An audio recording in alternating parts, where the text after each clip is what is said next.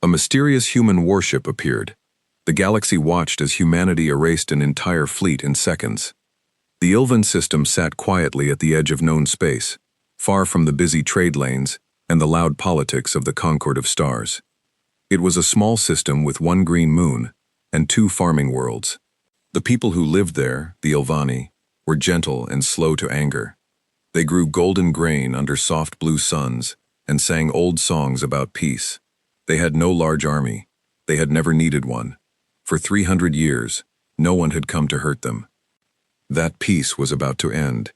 Far above the second Ilvani world, a scout ship from the Karth Dominion floated in the dark like a silent shark.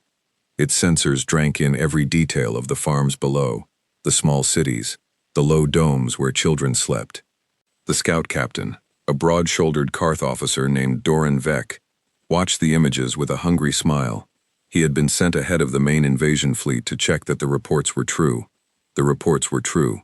The Ilvani had rich soil, clean water, and almost no defenses. It was, in the language of the Karth military, an easy harvest.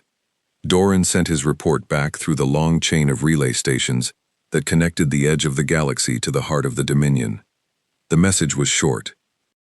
Confirmed. Ilvani homeworld is undefended. Recommend full invasion fleet. Begin within the week. The Karth Dominion was not a small power. It ruled over 40 star systems, crushed under its boots one by one over the last 2 centuries. Its ships were built for war, its soldiers trained from birth to fight, and its leaders believed that any species too weak to defend itself did not deserve to keep what it had. This was not cruelty to them. It was simply the way the universe worked. The strong took, the weak gave. That was the old law, and the Karth Dominion followed it without shame. Within 5 days, a fleet of 60 warships left Karth space and turned toward the Ilvan system. It was led by Fleet Marshal Greth Bonar, a decorated commander who had conquered 11 worlds in his long career. His flagship, the Iron Wrath, was 3 kilometers long, covered in heavy plating, and armed with enough firepower to turn a small moon into rubble. Behind it flew battle cruisers, troop carriers, and support ships, all moving together in a tight formation that had never once failed him. Greth stood on the bridge of the Iron Wrath and looked at the star map glowing before him. The Ilvan system blinked at the edge of the display, small and helpless. 60 ships against farmers, said his second-in-command, a younger officer named Sale. This feels like using a hammer to crack an egg. The egg still needs to be cracked, Greth said calmly, and an egg that grows every year should be cracked before it becomes something harder to break. Sael said nothing more. He had learned long ago not to question the marshal's orders. News of the coming invasion did not stay secret for long. In this part of the galaxy, secrets were hard to keep, mostly because of the Cenari. The Cenari were a race of traders and travelers who moved between systems, buying, selling, and most of all, talking. They loved news, the way some people loved gold. Wherever something big was about to happen, a Cenari trader was usually nearby, ready to spread the word to anyone who would listen. A Cenari captain named Vegiorn had been trading grain with the Ilvani for years. She liked them. They were honest, and they always gave her a fair price. When she heard whispers from a nervous Karth supply officer about the Ilvan operation, she did not wait to confirm the details. She sent a warning message straight to the Ilvani elders, and then, out of habit more than hope, she sent the same message to every open channel her ship could reach. It was a long shot. Most channels would ignore a warning about a small, unimportant system, but Vegi believed that someone, somewhere, might care. The message reached the Ilvani elders first. They gathered in their council hall, a round building made of pale stone, and looked at each other with fear in their large dark eyes. They had no fleet. They had no shields strong enough to stop even one Karth cruiser, let alone 60. Their only weapon was a handful of old patrol boats, meant for chasing pirates, not fighting wars. "We must call for help," said Elder Ashit, the oldest among them. "We must send word to the Concord of Stars." "The Concord will not come in time," said another elder, a quiet farmer named Olin. "Even if they agreed to help us, which they may not, their ships are weeks away. The Karth fleet will be here in 5 days." The room went silent. Fear settled over them like a heavy blanket. "Then we send the message anyway," Elder Ashit said. "We send it to everyone. The Concord, the trade guilds, anyone who might listen. If no one comes, at least the galaxy will know what happened to us." And so the Ilvani sent their plea for help across every channel they had access to. A small, desperate signal thrown out into a vast and mostly indifferent galaxy. It reached the Concord of Stars, where it was filed for discussion at the next council meeting, still 4 days away. It reached several trade guilds who noted it with mild concern and did nothing, since Ilvan grain was not important enough to fight a war over. It reached a handful of smaller powers who were too afraid of the Karth Dominion to get involved. And it reached something else. Something almost no one in this part of the galaxy understood. Far beyond the usual trade lanes, past a stretch of space few ships bothered to cross, there was a signal relay that most species did not even know existed. It was old, quiet, and almost invisible, built into the edge of a dead star system decades earlier. It had one purpose: to listen. And when the Ilvani distress call passed through that region of space, the relay caught it, studied it, and passed it along a chain that led, eventually, to a small, heavily guarded outpost that flew a flag no one in the room had ever seen before. A flag with a blue and green circle on it, Earth's flag. No records existed among the greater powers of the galaxy about where humanity had gone. 200 years earlier, a wave of human exploration ships had left the solar system and simply stopped sending updates. Some species assumed humanity had died out, wiped away by disease or disaster. Others believed humans had never been very important to begin with, a short-lived species with big dreams and small ships. The truth was far stranger, but almost no one alive remembered it clearly enough to guess. At the outpost, an alarm chimed softly. A young communications officer named Priya Anand looked up from her console, blinking at the message scrolling across her screen. "Distress call," she said. "Ilvan system, civilian world. No, wait, this is bad. They're saying a full Karth Dominion fleet is inbound. 60 ships." Her supervisor, a calm and steady man named Commander Alvarez, walked over and read the message himself. He did not look surprised. He did not look worried either. He simply nodded, the way a man nods when he already expected something to happen eventually. "Send it up the chain," he said. "Fast track. Mark it Priority 1. "Sir, Priority 1 is for direct threats to Earth," Priya said. "I know what Priority 1 means, Lieutenant," Alvarez said, not unkindly. "Send it anyway. Let the people upstairs decide. But I have a feeling I already know what they're going to say." The message flew upward through layers of command that most of the galaxy did not know existed, through relay after relay, until it reached a fleet command center hidden deep within a heavily defended star system. There, officers who had spent their careers training for a war that had not yet come studied the report with sharp, focused eyes. 60 Karth warships against an undefended civilian world, said Fleet Admiral Diane Cho, reading the report on her tablet. Estimated Ilvani population, over 400 million. No military capability of note. "It's outside the border we've agreed to actively monitor," said one of her officers carefully. "Command has been cautious about revealing our position before we are ready." Admiral Cho set the tablet down and looked out the window of her command center at the stars beyond. She thought about the long silence humanity had kept, the years spent rebuilding, growing, and preparing quietly while the rest of the galaxy fought its wars and built its empires without knowing what was waiting on the far edge of the map. Humanity had chosen silence for a reason, but silence had never meant indifference. It had never meant humanity would sit back and watch innocent people die if they had the power to stop it. 400 million civilians, she said quietly. Farmers. No weapons to speak of. 60 warships coming to take what isn't theirs. She turned back to her officers. "Get me Captain Reyes," she said. "Tell her the Valkyrie has a job." Far across the galaxy, near a quiet shipyard hidden inside an asteroid field that no outside scanner had ever mapped correctly, a message arrived on the bridge of a single warship.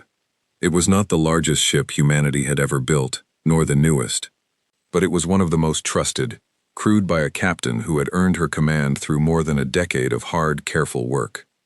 Captain Elena Reyes was in her early 40s, with short dark hair and calm brown eyes that had seen more than most people her age. She read the orders twice before speaking.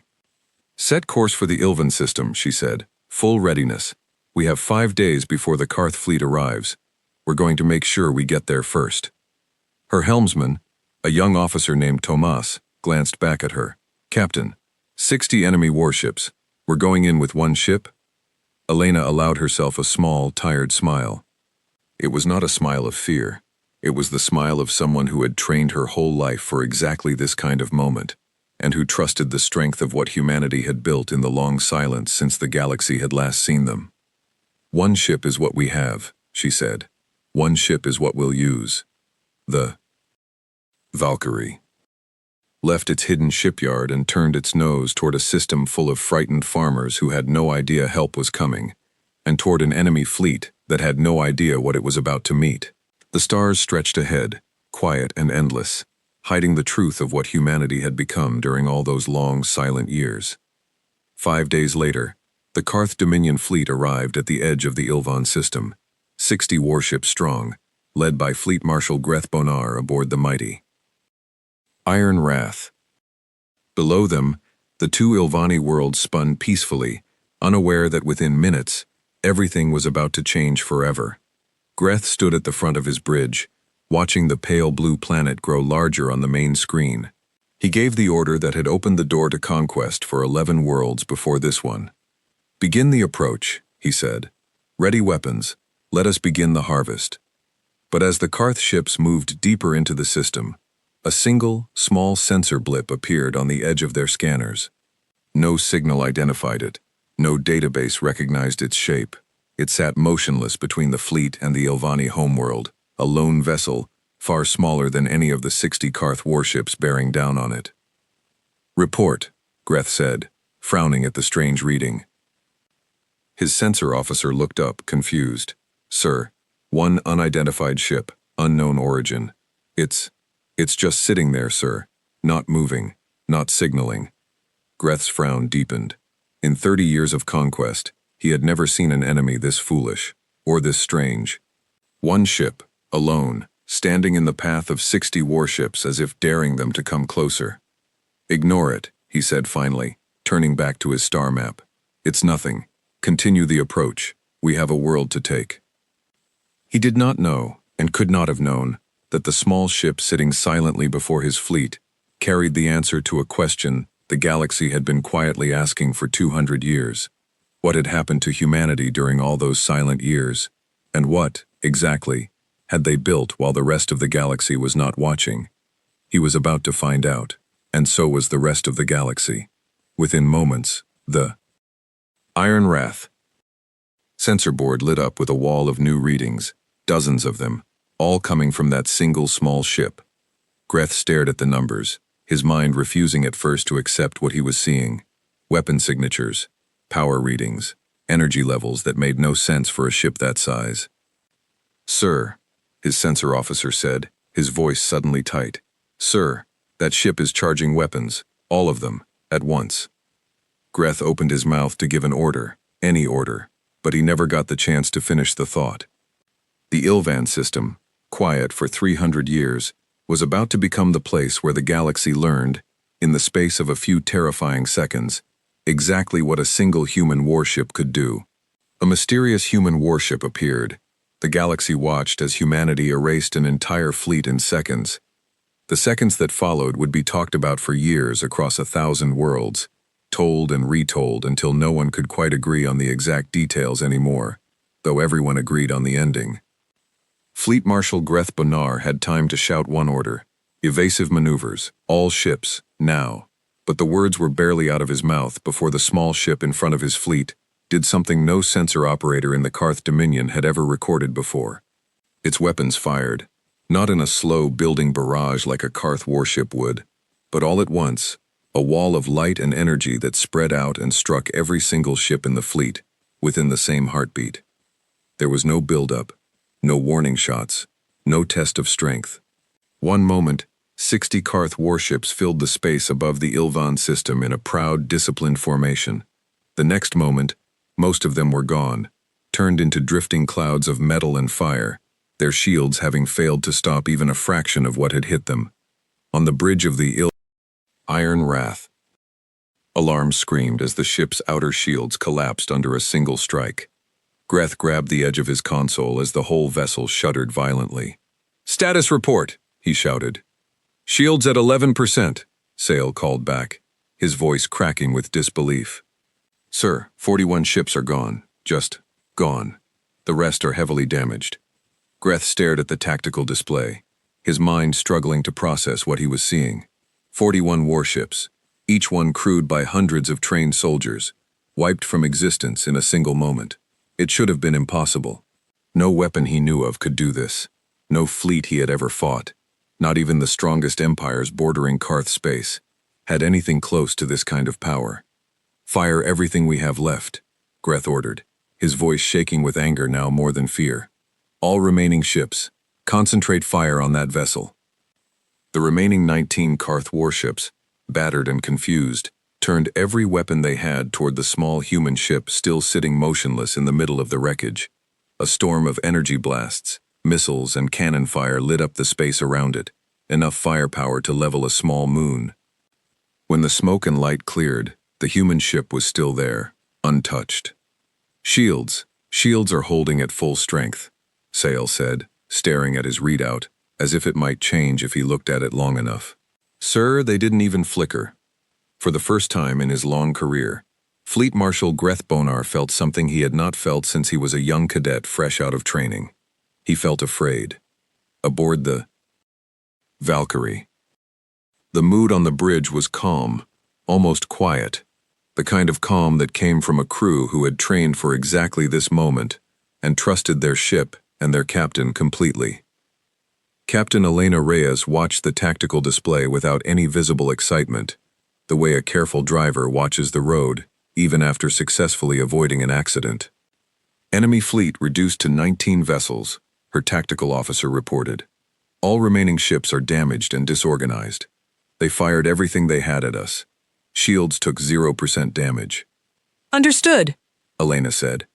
"Open a channel to the lead ship. Let's see if the Marshal wants to talk before this gets any worse for his people." A moment later, the channel connected, and the image of Greth Bonar appeared on the Valkyrie's main screen, his face pale and his uniform singed at one shoulder from a fire that had broken out somewhere on his bridge. "Who are you?" Greth said, his voice tight with barely controlled fury.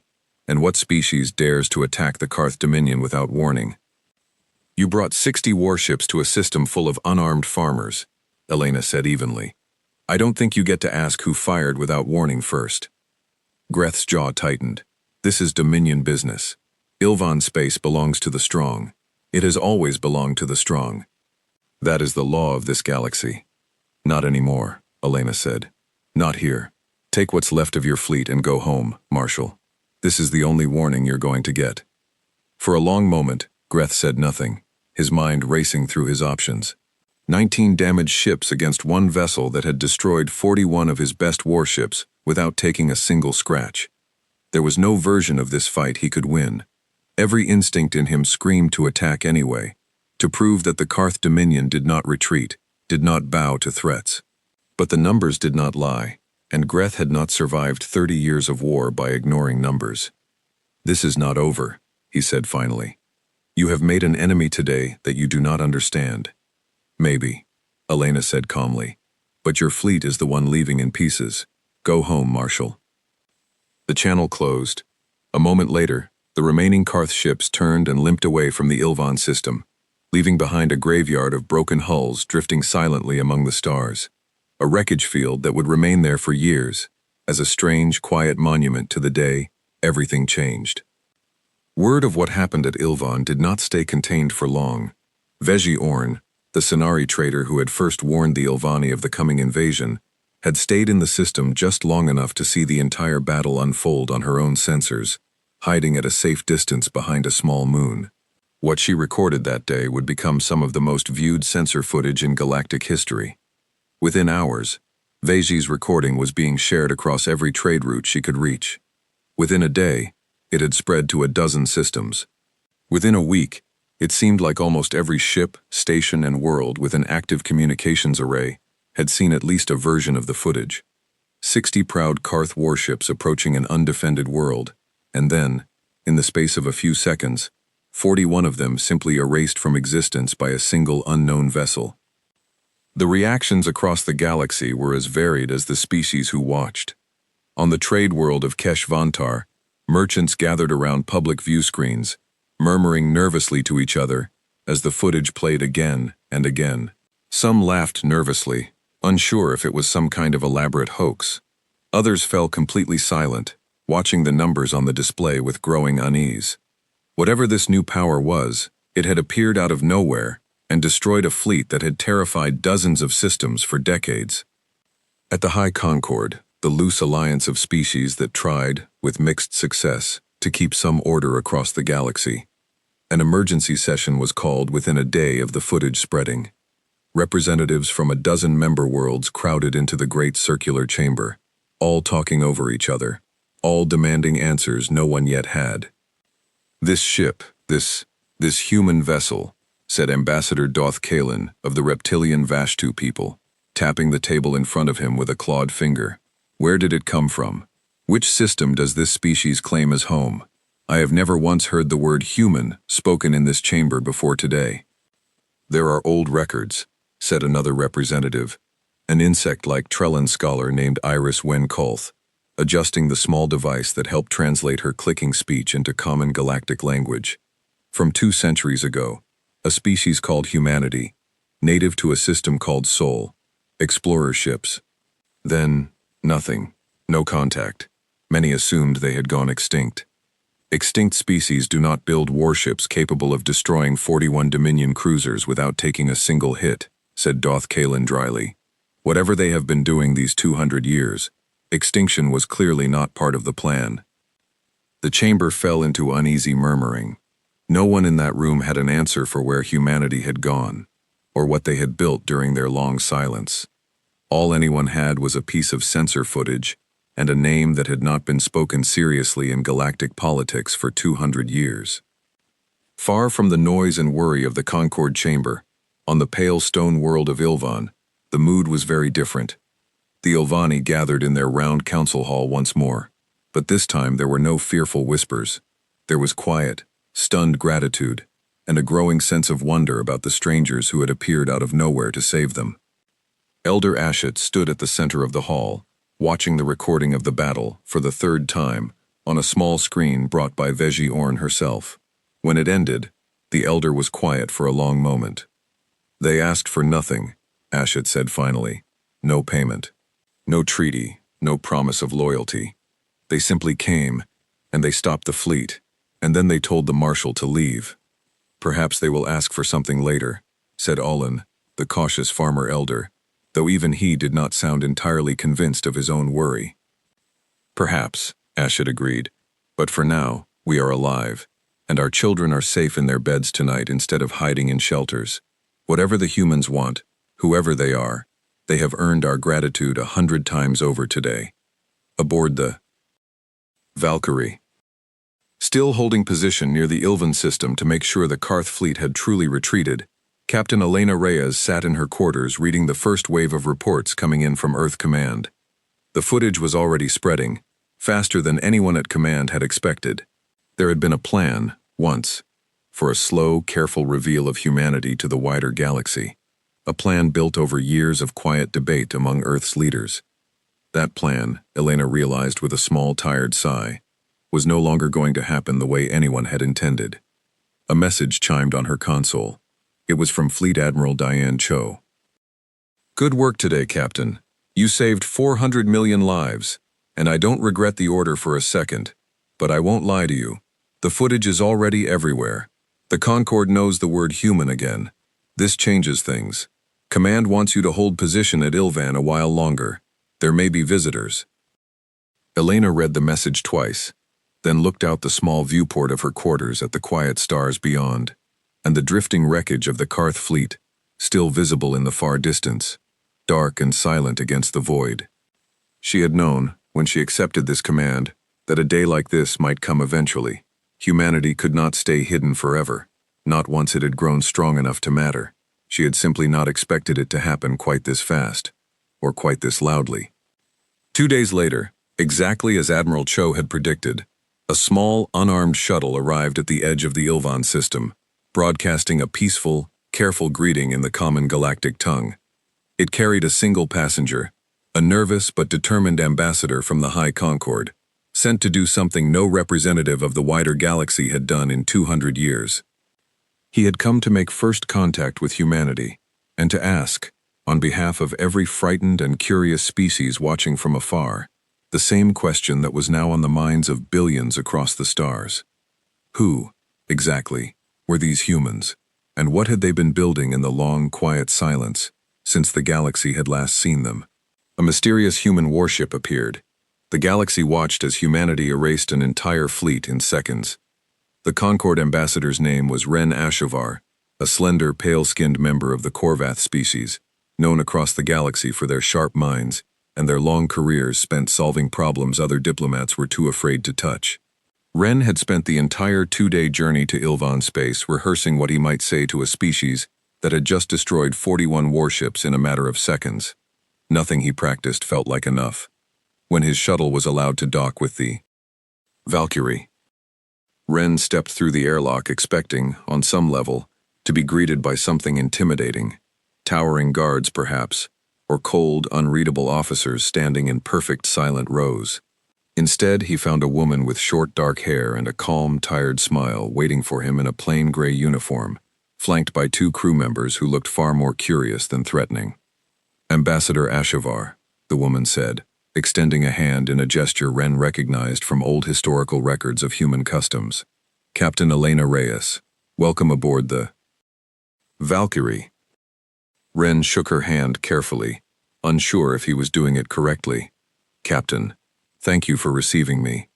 I confess, I did not know entirely what to expect." "Most people don't," Elena said, gesturing for him to follow her toward a small meeting room. "Come on, let's talk." The meeting room was simple, almost plain by the standards of Concord diplomacy, with a round table and a few chairs and a large window looking out at the stars. Ren had expected displays of power, trophies of past victories, perhaps images of the battle that had just made humanity infamous across a dozen systems. Instead, he found nothing but quiet, practical comfort, which somehow unsettled him more than any show of force would have. "I'll be honest with you," Elena said, sitting across from him. "We knew this conversation was coming eventually. We just thought we'd have more time to prepare for it." "The galaxy has many questions," Ren said carefully. 200 years ago, your species sent exploration ships beyond your home system, and then all contact stopped. Many believed you had gone extinct. Others believed you simply lost interest in the wider galaxy. Now, your ship appears out of nowhere and destroys the greater part of a Dominion invasion fleet without taking a single point of damage. The Concord would very much like to understand what happened during those 200 years, Captain." Elena was quiet for a moment, considering how much to say. This was not her decision alone to make, not fully, but she had been given clear instructions from Earth Command before the ambassador's shuttle had even docked. Be honest, be calm, and do not hide the truth out of fear. Humanity had spent 2 centuries preparing for this exact conversation. There was no reason to flinch from it now.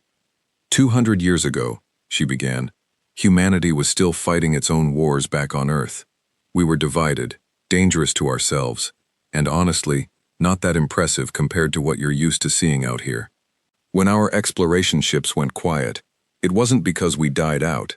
It was because we found something out past the edge of charted space that changed everything for us." "What did you find?" Ren asked, leaning forward slightly despite himself. "An old research station," Elena said. The stars twinkled like scattered diamonds against the vast darkness of space. "We never fully identified who built it. What mattered was what was inside: advances in energy systems, shielding technology, materials science, decades, maybe centuries ahead of anything we had on our own. We didn't understand most of it at first. It took our best scientists almost 50 years just to safely study what we'd found without destroying ourselves in the process." Ren's translator device hummed quietly as it processed the weight of what he was hearing. Ancient precursor technology was not unheard of in galactic history, Old ruins and lost stations scattered here and there across the stars, remnants of civilizations long gone. But most such discoveries yielded only fragments, small pieces of understanding that took generations to properly use. What Elena was describing sounded far more complete, far more dangerous in the right or wrong hands. You built your fleet from this discovery, Ren said slowly. We built a lot of things, Elena said. Better shields, better weapons, better ships. But more than that, it changed how we saw ourselves. We stopped fighting each other quite so much once we had something bigger to work toward together. It took time, a long time, but eventually, Earth became something different than it used to be. United mostly, careful, and very, very patient about how we grew. Why patient? Ren asked. If your species had access to this kind of power, why not announce yourselves to the galaxy? Why stay hidden for 200 years? Elena's expression grew more serious. Because we watched, Ambassador. Quietly. From a distance. For a long time. We watched how the Concord and the Dominion, and every other power out here, treat species that are weaker than they are. We watched wars start over resources. We watched worlds like Ilvan live in fear of being conquered, simply because they didn't have the strength to defend themselves. Our leaders were afraid that if we revealed ourselves too early, before we were ready, before we were strong enough to actually make a difference, we would either be seen as a threat to be destroyed or a prize to be fought over. So we waited, we grew, we prepared, and we made sure that when the day finally came that we had to step out of the shadows, it would be for a good reason. And a fleet of 60 warships attacking an undefended world was that reason, Ren said quietly. It was one reason, Elena said. There will probably be others. The two of them sat in silence for a moment, the weight of the conversation settling over the room. Outside the window, the stars continued their slow, silent drift, indifferent to the enormous shift taking place in galactic politics happening in this small room. May I ask something more personal, Captain? Ren said finally. Go ahead. Are all human ships as powerful as this one? If the Dominion, or anyone else, decided to test humanity's strength with a larger force, what would happen? Elena considered the question carefully before answering. She understood exactly why he was asking. It was the same question every leader across the galaxy was likely asking themselves right now, staring at the footage of the battle and wondering just how much danger, or opportunity, humanity truly represented. I won't pretend the Valkyrie is our only ship, or even our strongest, she said honestly. But I also won't pretend we're some kind of unstoppable, endless army, looking to conquer the galaxy. We're not interested in taking anyone's worlds, Ambassador. We're interested in being left alone, and in making sure the powerful don't get to trample the weak just because they can. That's really all this was. A line we were willing to draw, and the strength to make sure that line held. Ren studied her carefully. In his long career, he had negotiated with proud emperors, desperate refugees, and cold, calculating warlords. He had learned to read the small signs that revealed whether someone was telling the truth or performing for an audience. Everything about Elena Reyes, from her tired eyes to her plain, careful words, told him she believed exactly what she was saying. The Concord will want more than this conversation, Captain, Ren said. They will want formal contact, perhaps a treaty, perhaps a seat at the table, now that humanity has clearly returned to galactic affairs whether it intended to or not. I expect they will, Elena said. That decision isn't mine to make, but I'll pass your request along to Earth Command. I imagine they've already been discussing it since the moment that footage started spreading. Ren nodded slowly, gathering his thoughts before rising from his chair. There is one more thing I must ask, Captain, if you'll permit me. The Karth Dominion will not simply accept this defeat quietly. Marshal Bonar is a proud man, and the Dominion as a whole does not tolerate humiliation easily. What will humanity do if they return with a larger fleet? Or if they turn their anger toward your home system instead of Ilvan? Elena's expression did not change, but something in her eyes hardened slightly, the calm confidence of someone who had already thought through this exact scenario many times before. If the Dominion wants to test how deep humanity's strength really goes, she said quietly, I hope for their sake that they think very carefully before making that choice. Ren Ashavar left the Valkyrie. 2 hours later, his mind full of more questions than answers, but with one thing made very clear to him.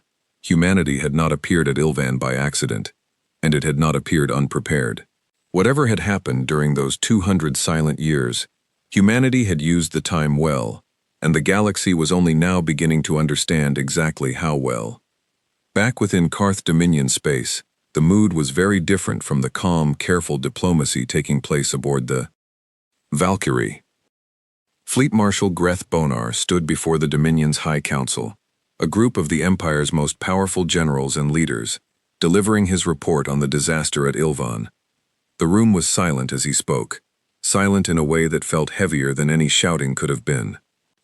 41 ships, said Overlord Kessik Vandral, the aging but still fearsome leader of the Karth Dominion, when Greth finished his report.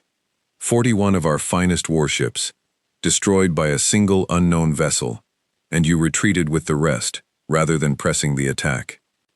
Overlord, with respect, Greth said carefully. Pressing the attack would have meant losing every remaining ship, and likely every soldier aboard them, for nothing. We have never faced weapons technology like this before. Our shields did not even register the attack before they failed completely.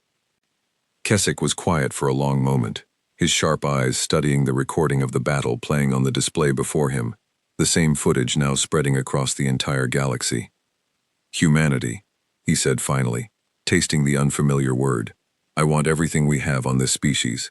Every old record, every rumor, every scrap of information from the days before their silence began.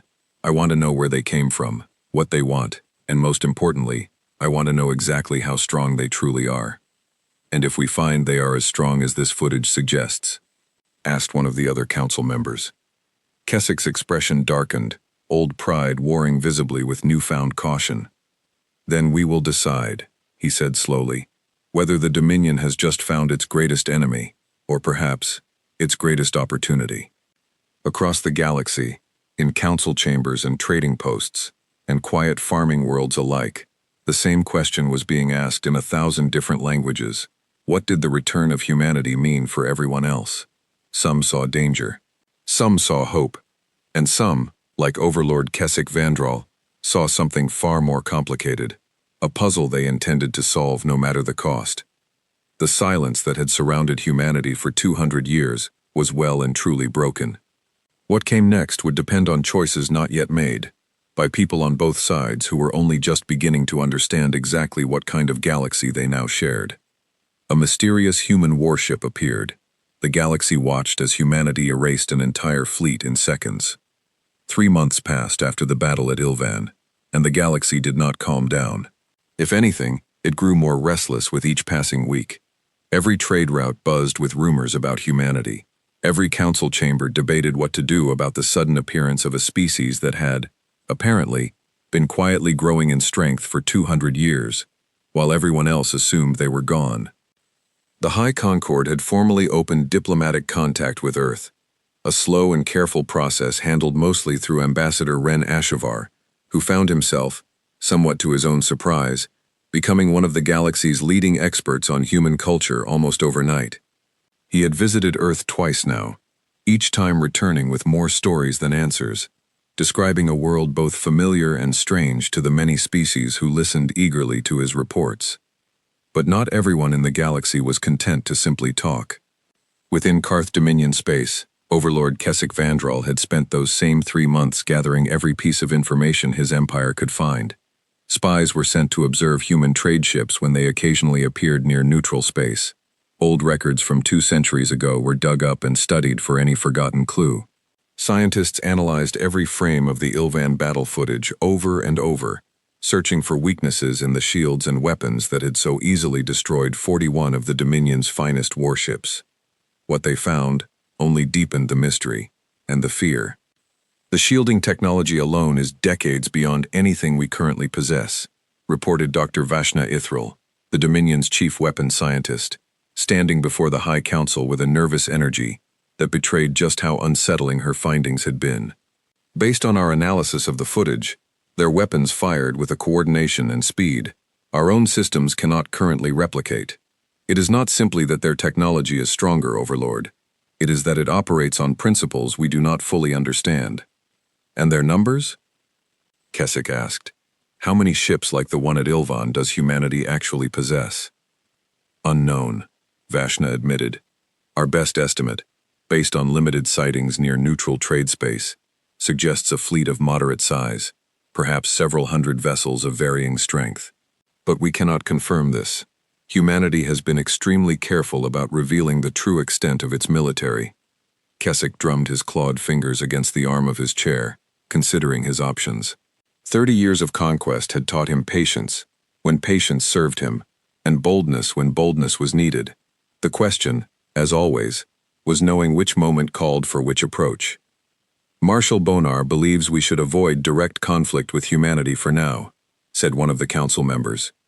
He argues that the Ilvan defeat was likely a demonstration, meant to discourage further aggression, rather than an indication of humanity's full strength. Engaging them directly again, before we better understand their capabilities, would be reckless.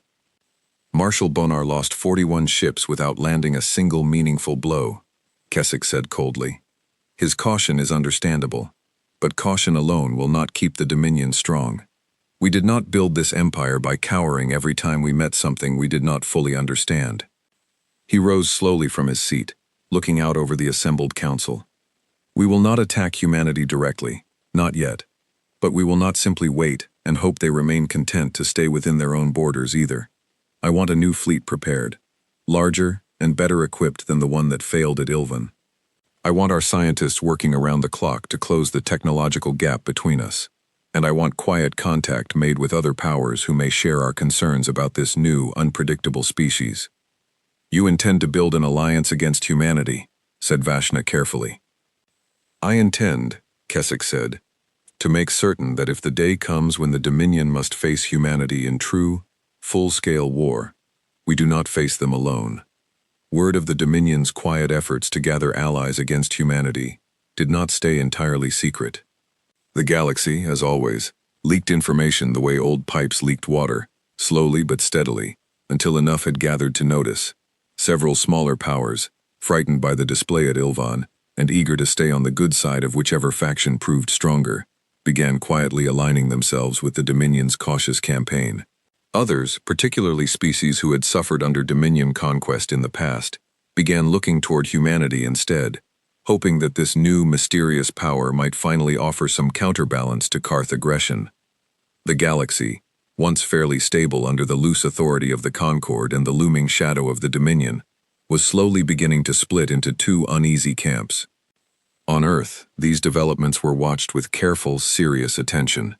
Fleet Admiral Diane Cho stood before a full session of the Terran Assembly, humanity's governing council, delivering a report on the shifting political landscape across the galaxy. The Dominion is building toward something, she said, gesturing at the display behind her, which showed intelligence gathered from human scouts operating quietly near Dominion space. Increased shipyard activity, diplomatic outreach to smaller powers who share their concerns about us. They are not preparing for a small conflict. They are preparing, eventually, for a large one. Do we believe they intend to strike first? Asked one of the Assembly representatives, an older woman named Councillor Whitfield. Not immediately, Diane said. Based on everything we've gathered, the Dominion remains cautious about direct conflict, at least until they better understand our full capabilities. But caution has limits, Counselor. If they believe they've closed the gap enough, or gathered enough allies, that caution may not last. And our own preparations? Whitfield asked. Continuing as planned, Diane said, we are not seeking war with the Dominion, or with anyone else, but we will not be caught unprepared if war finds us regardless. The assembly chamber fell into thoughtful silence. It had been a hard adjustment these past few months, for humanity to step fully back onto the galactic stage after 200 years of careful silence. There had been debates, some heated, about how much to reveal, how quickly to expand diplomatic contact, and how firmly to respond to the growing tension with the Dominion. But through all of it, one principle had remained constant, agreed upon by nearly every voice in Earth's leadership. Humanity had not returned to the galaxy to conquer it. It had returned to make sure that the weak were no longer left defenseless against the strong, exactly as it had done at Ilvan. Aboard the Valkyrie.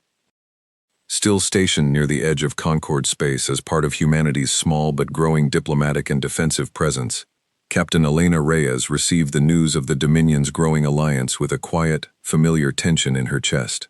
She had known, from the moment the Valkyrie fired its weapons over Ilvan, that this moment might eventually come. Peace rarely stayed simple once the balance of power shifted this dramatically. "They're gathering friends," said her tactical officer, a sharp young man named Marcus Webb, reading through the latest intelligence report with a frown. "At least 6 smaller powers have made contact with the Dominion in the past month. None of them large enough to worry us on their own, but together, alongside a rebuilt Dominion fleet.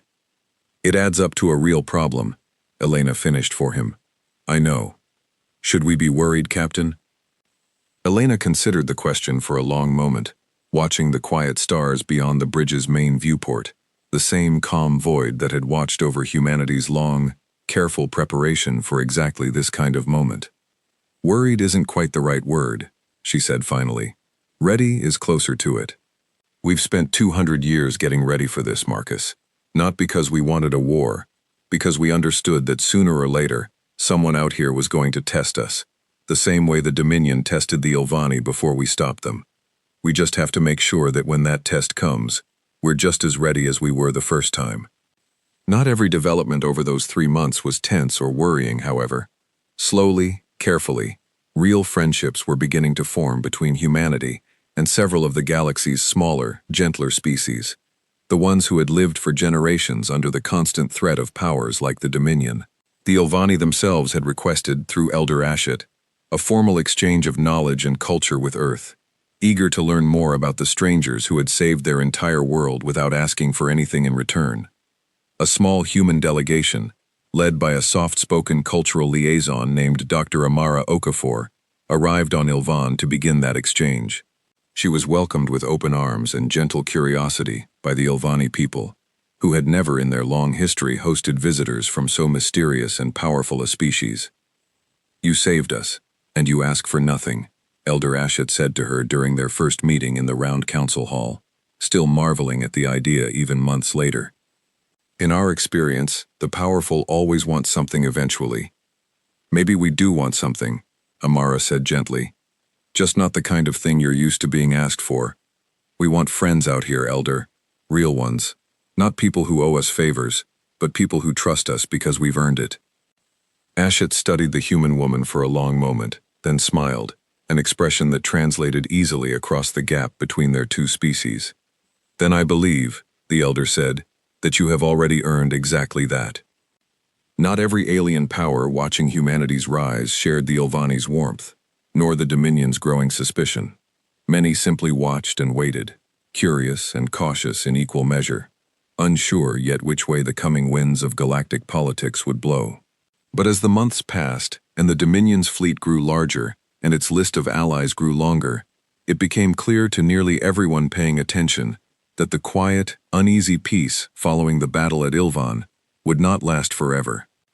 Somewhere out past the edge of Dominion space, in a shipyard hidden deep within an asteroid field far from prying eyes, new keels were being laid for warships larger and more powerful than the Dominion had ever built before. And on the other side of the growing divide, humanity continued its own quiet preparations, building not out of a desire for conquest, but out of the simple, hard-earned wisdom of a species that understood, perhaps better than anyone else in the galaxy, exactly what could happen when the strong were allowed to prey upon the weak without consequence. The storm was gathering. Everyone could feel it, even if no one yet knew exactly when or how it would finally break. A mysterious human warship appeared. The galaxy watched as humanity erased an entire fleet in seconds. The storm broke 7 months after the battle at Ilvan, and when it did, it broke harder and faster than almost anyone in the galaxy expected. Overlord Keswick Vandral had spent those 7 months building the largest fleet the Karth Dominion had ever assembled. 200 warships, gathered not only from Dominion shipyards but from the 6 smaller powers who had allied themselves with the Dominion out of fear, ambition, or a mixture of both. New shielding technology, reverse-engineered from fragments of data gathered by Dominion spies and scientists, had closed some of the gap between human and Dominion capabilities, though not nearly as much as Keswick would have liked. Still, 200 ships was 200 ships, and Keswick had convinced himself after months of careful planning that such a force could not fail the way Marshal Bonar's 60 ships had failed at Ilvan. The target this time was not a small, undefended farming world. It was Concord Prime, the central hub world of the High Concord, home to the Galactic Council Chamber itself, and dozens of allied species who had grown increasingly friendly with humanity over the preceding months. Keswick reasoned, with the cold logic that had built his empire, that a strike against Concord Prime would accomplish two goals at once. It would punish the growing alliance between the Concord and humanity, and it would force humanity to respond in a major, decisive battle, one large enough to finally reveal the true limits of their strength. If humanity commits its full strength to defend Concord Prime, we will finally know exactly what we are truly facing, Keswick told his assembled commanders before the fleet departed. And if their strength is not as limitless as their legend suggests, we will crush the Concord's capital and humanity's reputation in the same stroke. The Dominion fleet, 200 strong, crossed into Concord space 3 weeks later, moving with grim, disciplined purpose toward the glittering hub world of Concord Prime. Humanity had known this moment was coming for some time. Intelligence gathered quietly over the preceding months had given Earth Command a clear enough picture of the Dominion's growing fleet and its likely intentions. When the 200 Dominion warships finally crossed into Concord space, the alert reached Earth Command within hours, and the response that followed was neither slow nor hesitant. "This is what we prepared for," Fleet Admiral Diane Cho told the assembled crews of the human fleet gathered near Concord Prime. Her voice carried across every ship's internal comm system. "Not conquest, not glory. We are here because 200 years ago, our ancestors decided that if humanity was ever given real strength, it would be used to protect, not to prey. Today, that promise gets tested in front of the entire galaxy. Let's make sure we keep it." 40 human warships, including the Valkyrie, under Captain Elena Reyes, took up defensive positions around Concord Prime, alongside a hastily gathered force of Concord ships, smaller and weaker, but determined to defend their homeworld regardless of the odds. Word of the coming battle spread across the galaxy, almost as fast as the Dominion fleet itself, and this time, no one needed a Sonari trader to spread the news. Every major power in the galaxy, and countless smaller ones, turned their attention toward Concord Prime, watching, waiting, and wondering whether the legend born at Ilvan would hold true against a fleet 5 times larger. When the Dominion fleet finally arrived at the edge of the Concord Prime system, Overlord Keswick Vandral stood aboard his massive new flagship, the Dominion's Fury, staring at the defensive line of human and Concord ships arrayed before him. 40 human ships against his 200. The math, on paper, seemed to favor him overwhelmingly. "Signal the fleet," Keswick said. "Begin the attack. Show this galaxy that the Dominion does not bow to legends." What followed was not the swift, one-sided massacre that had unfolded at Ilvan. The Dominion fleet had learned from that disaster, spreading its formation wide to avoid presenting an easy target, using newly improved shields that could, at least partially, withstand the opening strikes that had proven so devastating before.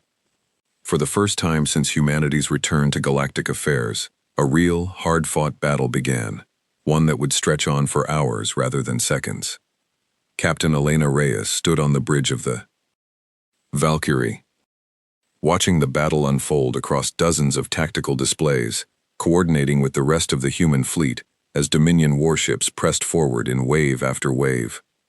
"They've adapted," she said grimly, watching as a coordinated volley from 3 Dominion cruisers actually managed to knock down a portion of a human ship's shields for the first time in the campaign. "Their shields are stronger than at Ilvan. This isn't going to be as easy as last time." "Orders, Captain?" Marcus Webb asked from his station. "We hold the line," Elena said. "We protect Concord Prime, and we make sure this fleet regrets ever thinking bigger numbers were enough to beat us. Concentrate fire on their flagship formation. If we can break their command structure, the rest of their fleet will start making mistakes." The battle raged fiercely across the space above Concord Prime, energy weapons lighting up the darkness in brilliant, terrible colors, ships on both sides taking damage in ways that would have seemed impossible 7 months earlier. But even with the Dominion's improvements, even with their far greater numbers, the fundamental gap in technology and training remained. For every human ship that took damage, 3 or 4 Dominion vessels were destroyed outright.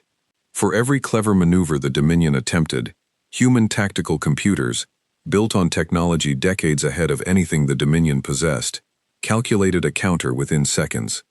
Slowly, relentlessly, the tide of the battle began to turn. Aboard the Dominion's Fury, Overlord Keswick watched with growing horror as his once proud fleet of 200 warships began to crumble under the sustained, coordinated defense mounted by humanity and its Concord allies. Ship after ship vanished from his tactical display, their crews lost, their hulls broken apart among the stars.